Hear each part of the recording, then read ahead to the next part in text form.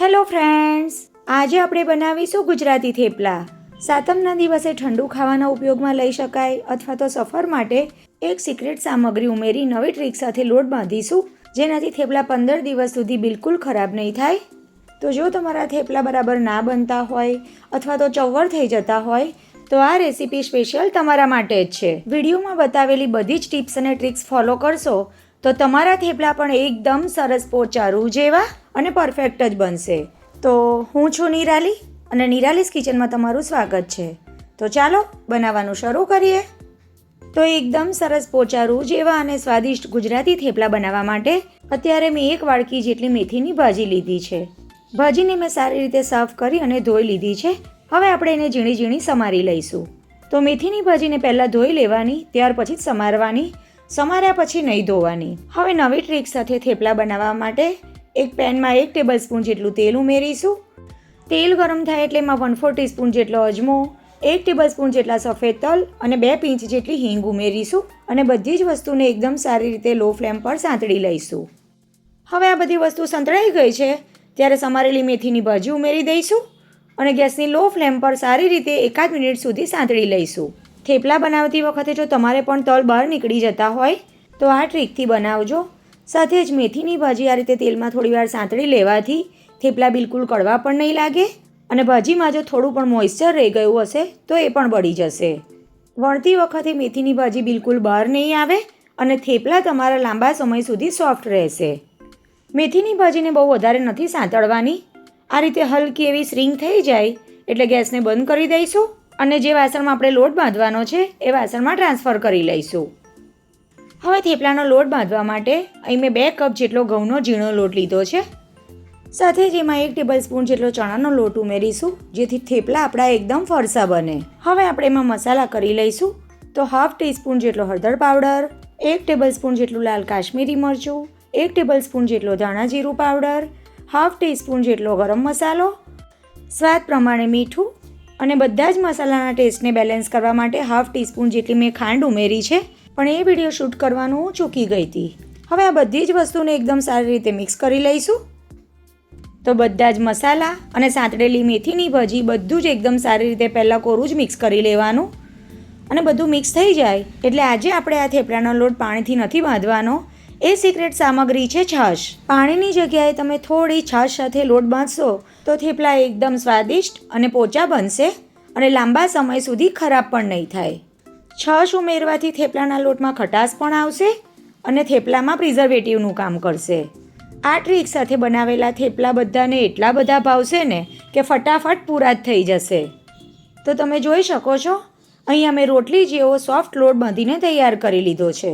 થેપલાને એકદમ પરફેક્ટ બનાવવા માટે લોટને વધારે પડતો કઠણ કે ઢીલો નથી બાંધવાનો. આ રીતનો લોટ બંધાઈ ગયા પછી ઢાંકીને ફક્ત 10 મિનિટનો રેસ્ટ આપીશું.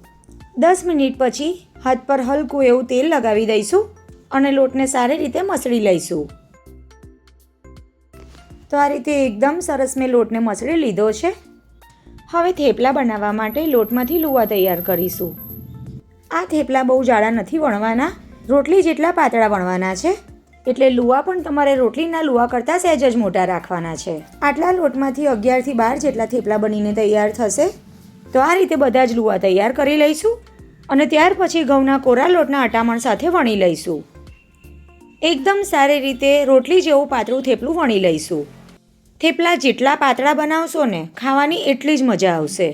અહીં એ વાતનું તમારે ખાસ ધ્યાન રાખવાનું છે કે જો તમારા થેપલા ચવ્વડ બની જતા હોય તો અટામણ માટે લીધેલો કોરો લોટ જો થેપલા પર રહી ગયો હોય તો શેકતા પહેલાં એને કાઢી નાખવાનો. આ વાતનું ખાસ ધ્યાન રાખજો.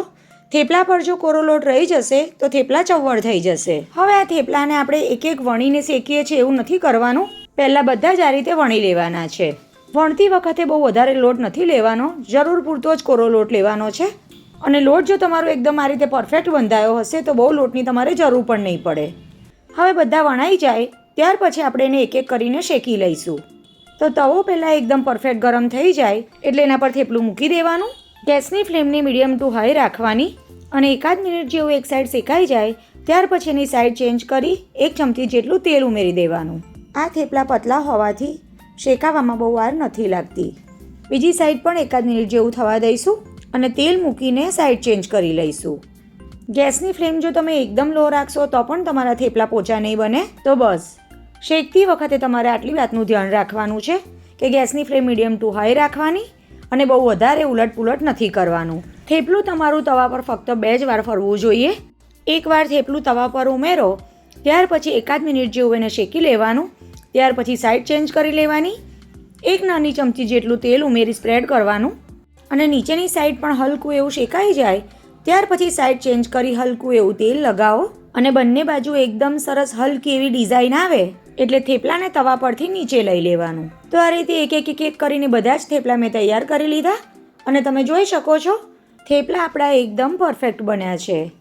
અહીં જો તમે થેપલાને ગરમા ગરમ ચા કે સૂકી ભાજી સાથે ખાવા બનાવ્યા હોય તો વાંધો નથી, પણ જો તમારે થેપલાને 15 દિવસ સુધી સ્ટોર કરવા છે અથવા તો યાત્રા કે પ્રવાસ માટે બનાવ્યા છે તો ખાસ તમારે થેપલાને એકદમ ઠંડા થવા દેવાના. એકદમ સરસ એ ઠંડા થઈ જાય ત્યાર પછી જ થેપલાને પેક કરવાના. ગરમ થેપલાને પેક કરવાથી થેપલા લાંબો સમય સુધી સારા પણ નહીં રહે અને ચવળ બની જશે. તો જુઓ બન્યા છે ને એકદમ સોફ્ટ અને જેટલા દેખાવમાં સરસ લાગે છે ખાવામાં એટલા સ્વાદિષ્ટ બન્યા છે.